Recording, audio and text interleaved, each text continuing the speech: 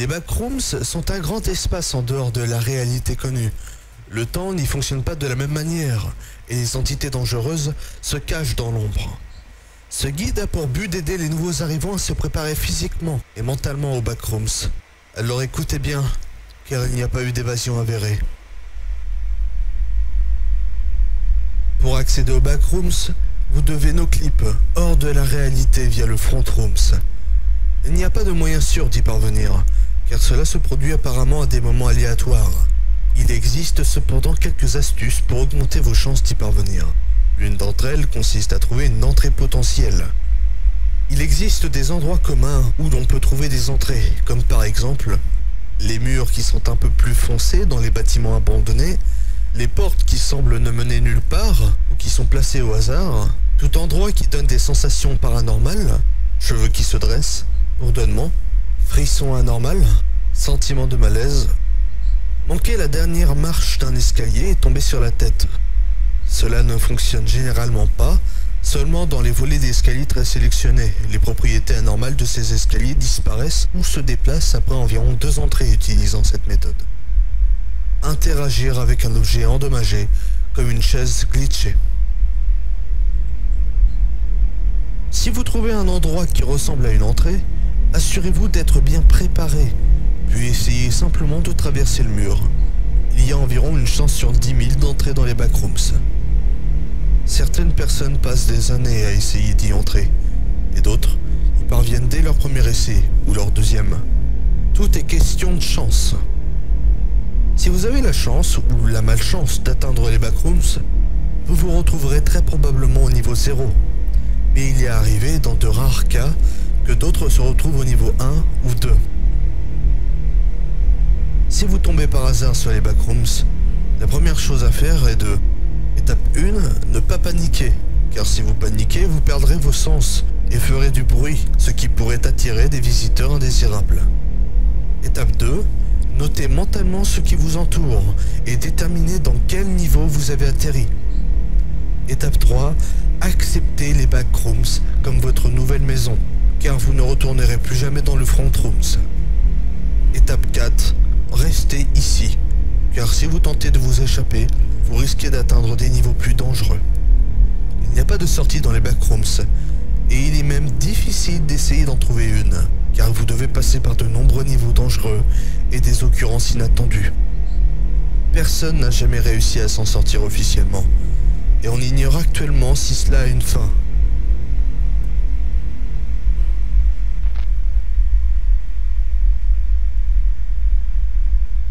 Il existe différents types d'expéditions qui peuvent déterminer ce qu'il faut apporter, qui seront énumérés ici. Première excursion, niveau 0 et 1. Exploration superficielle, niveau 2 à 4. Exploration profonde, niveau 5 à 8 et plus. Nous avons discuté des articles et fournitures nécessaires pour chacun d'entre eux. Tout d'abord, nous allons commencer par les éléments de base.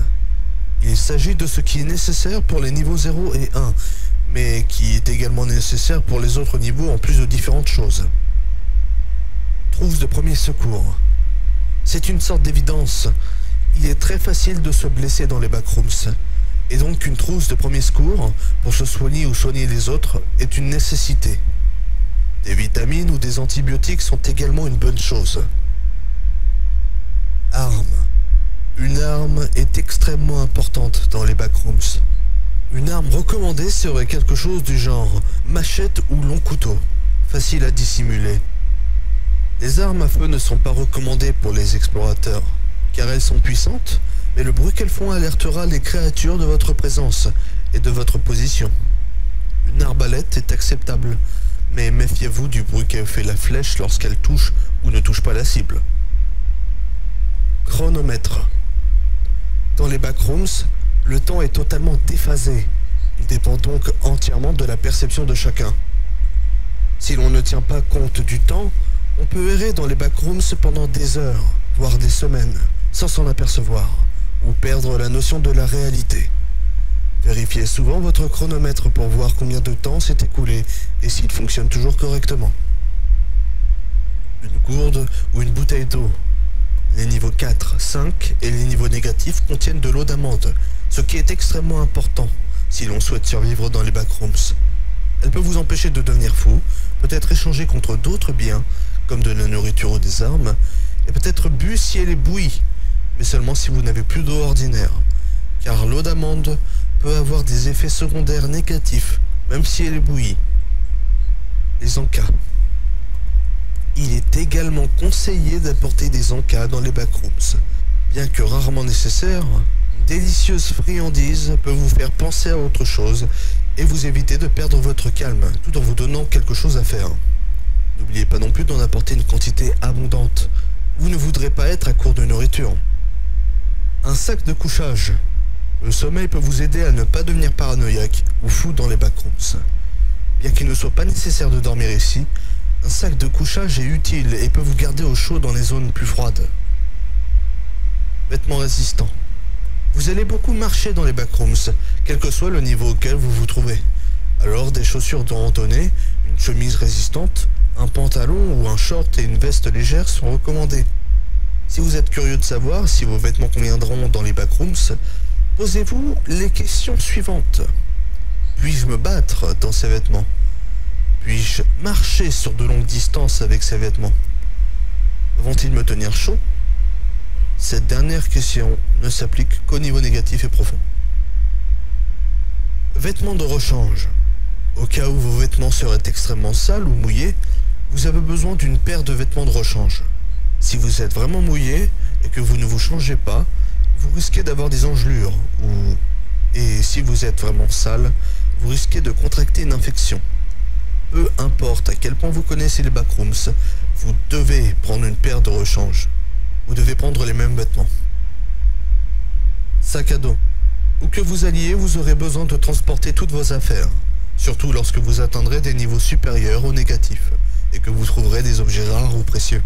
Un grand sac à dos, comme ceux utilisés pour les longues randonnées, sera très utile.